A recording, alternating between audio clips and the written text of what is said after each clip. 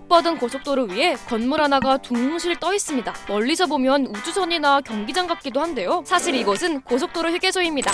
휴게소? 잠깐 들러서 볼일도 보고 간식도 먹는 그곳? 맞습니다. 이름은 처인휴게소. 올해 1월 1일 열었고요. 겉모습도 특이하지만 내부도 다른 휴게소에 비해 특별하다고 해서 핫플레이스로 소문났다는데요. 크랩도 궁금해서 직접 가봤습니다.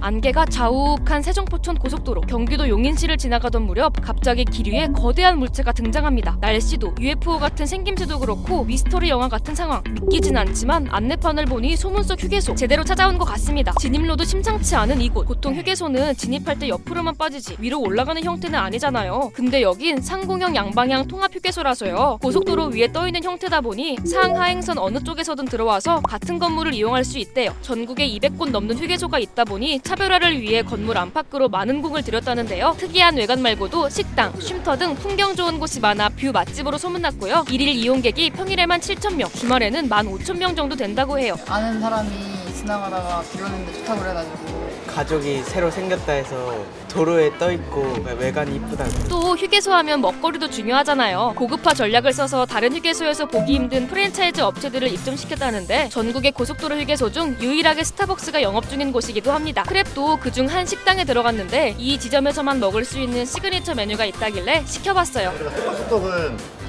구워가지고 양념에 묻혀서 먹잖아요.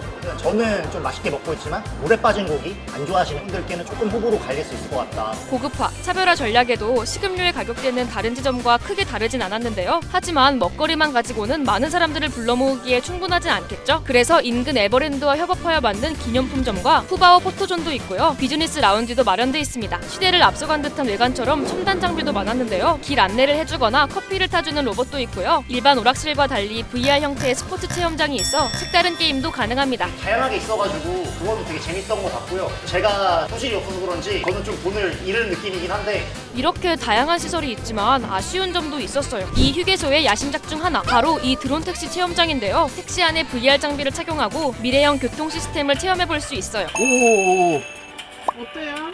생각보다 괜찮은데요? 이게 좀 아쉬운 게 화면이 멈췄어요.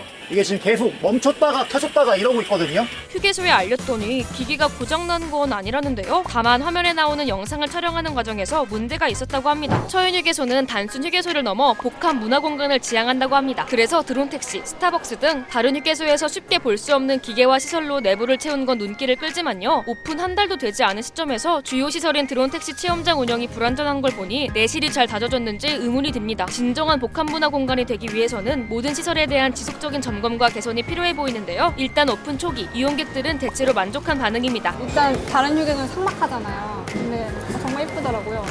테이블도 그렇고. 고속도로를 일부러 타서 왔는데 다음에 또 활동하러 올 때 들려서 여기서 놀다가 가면 좋겠다. 과연 처인휴게소가 이용객들의 바람대로 장점은 살리고 보완점은 채워서 더 오래 자주 머무를 수 있는 곳이 될 수 있을지 지켜봐야겠습니다. 여러분, 이곳에 가봤는데 정말 좋더라 하는 휴게소가 있으면 댓글로 알려주세요.